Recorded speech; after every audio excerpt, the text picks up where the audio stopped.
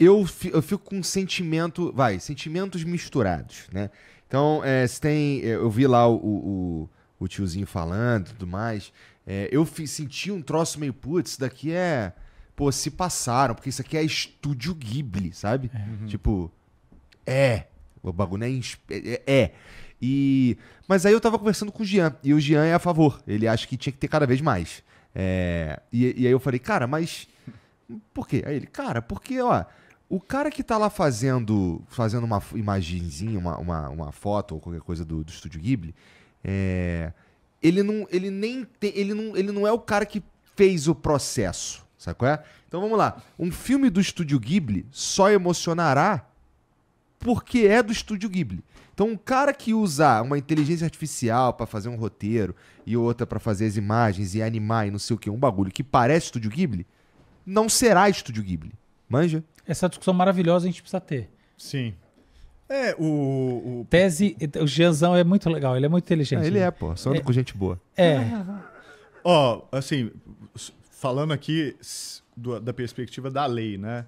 A lei de direito autoral, ela não protege o estilo. Já houve até vários casos de ações judiciais no Brasil e nos Estados Unidos sobre essa questão da proteção do estilo. E tribunal brasileiro e americano já disse, olha, a lei não protege um estilo de criar. Porque se protegesse o estilo, acabou a criação futura, né? Porque todo mundo se inspira em alguma coisa, né? Então, por exemplo, os pontilhistas franceses inspiraram alguns animadores que depois criaram animes e assim por diante. Então, o que a lei protege é a materialização da obra e a obra específica. Ela não protege um jeito de desenhar ou um jeito de você colorir ou algo do tipo. Então, isso é bem interessante. Agora, a questão chave, dado que não adianta processar, né, o estúdio Ghibli poderia processar a OpenAI, seria interessante, mas as chances de sucesso dessa ação são minúsculas, porque isso você precisaria mudar a lei. A lei precisaria ser atualizada para dizer, olha, estilos bem delimitados e demarcados. Por isso que dá para fazer, então, é o estilo. E vou dar um exemplo. Romero Brito, que é um artista brasileiro que tem um estilo muito claro, né?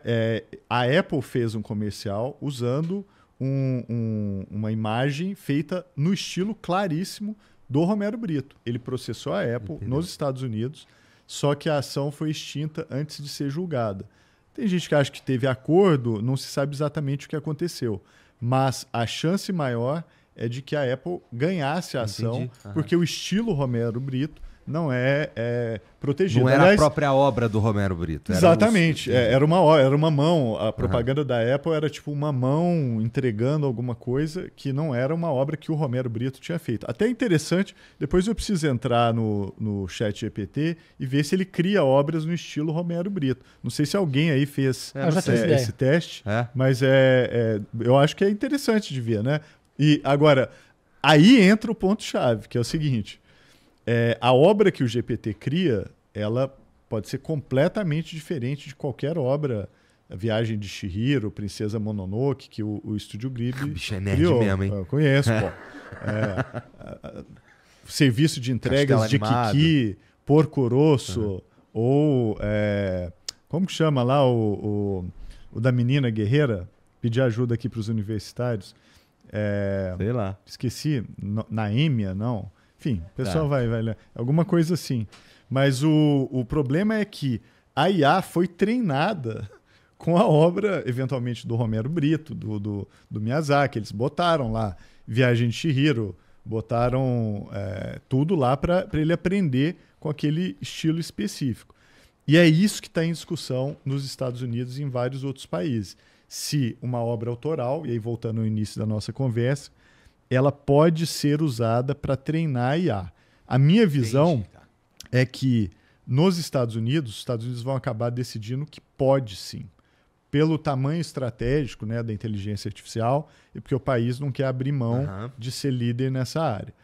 Alguns países, como o Japão, decidiram isso na lei. Então o Japão também quer participar de IA e ele colocou na lei que treinar uma IA com a obra protegida por direito autoral é permitido, desde que a obra que sai da IA não reproduza uma obra igual à obra de um autor. Então o problema não é o input, o problema é o output. Se o output for igual, você está violando direito autoral, mas o input você pode colocar as obras protegidas para treinar IA.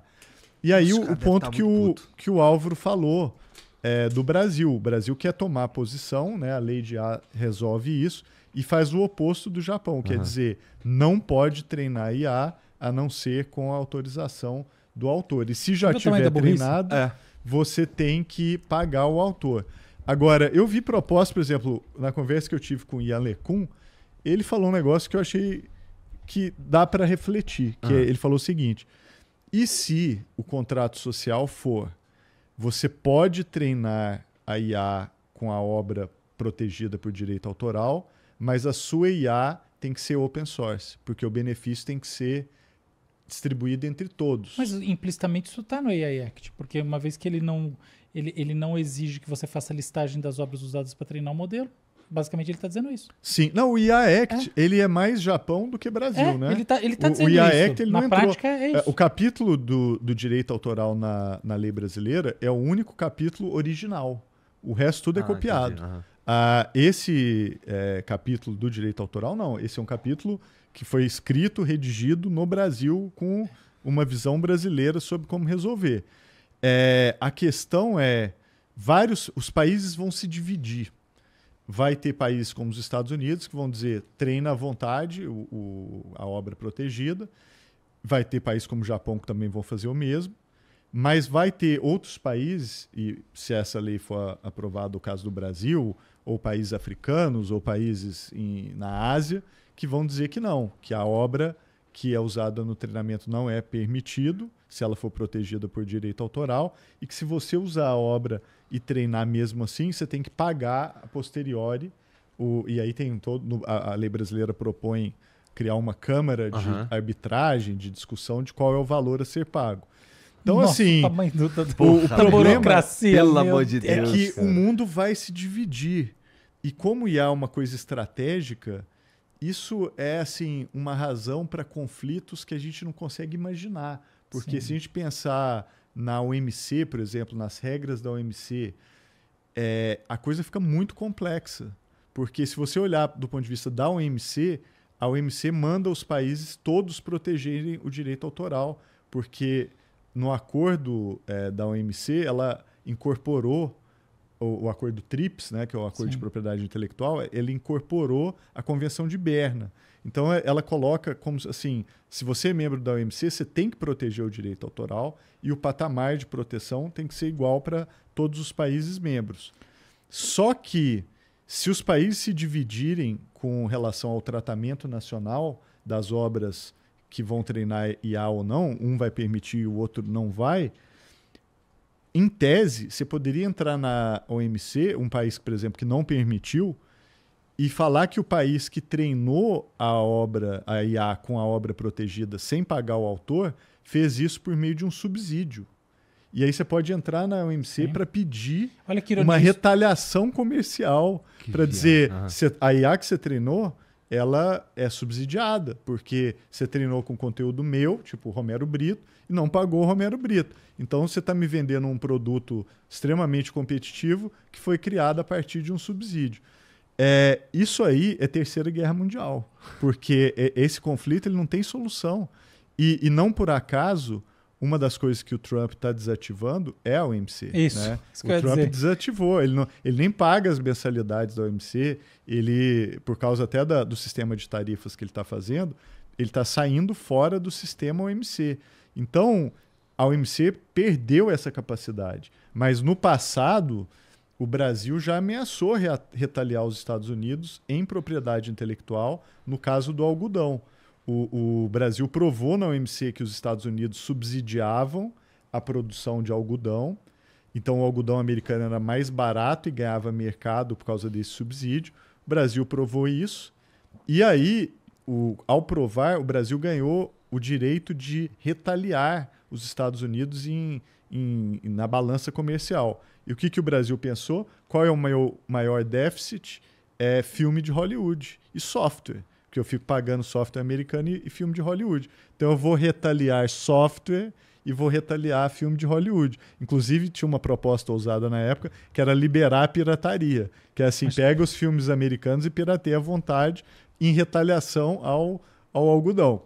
E quando isso aconteceu, que é uma ideia idiota. os Estados Unidos entraram em pânico. Isso foi um dos conflitos mais severos nos últimos 15 anos entre Brasil e Estados Unidos. Os Estados Unidos queriam, quando eles viram que o Brasil estava ameaçando fazer isso, e a propriedade intelectual era um pilar, né, para os Estados Unidos. Agora, veja que coisa, né, interessante, como o Lembrando mundo que dá Berna voltas. surgiu só para segurar os chineses. Pois é. Então, e os chineses é muito doido. São os caras que mais se beneficiam da parada. O mundo dá voltas, É. né? Os Estados Unidos, que era supremacista em termos de propriedade intelectual, agora está querendo abrir mão para criar uma exceção para treinar a IA. Então, é muito doido isso, mas por isso que eu digo que esse conflito ele é insolúvel. A gente pode... Isso é tipo estopim de Terceira Guerra Mundial, porque vai ter países que vão querer retaliar ou usar o OMC, e não por acaso o Trump está puxando o plug da OMC para que ela pare de funcionar, porque se acontecer realmente isso, você não vai ter nem onde questionar essa questão do direito autoral num fórum internacional. Ou seja, a treta é braba. Posso trazer um negócio que eu acho que você vai gostar? É o seguinte, eu inventei uma metodologia em propriedade intelectual que, na minha opinião, ela resolve... Desculpa, eu lembrei o nome do filme do Miyazaki, Nausicaa. Legal. Eu falei Engraçado, né? Nausicaa, né? É tipo o barco que vai afundar, né?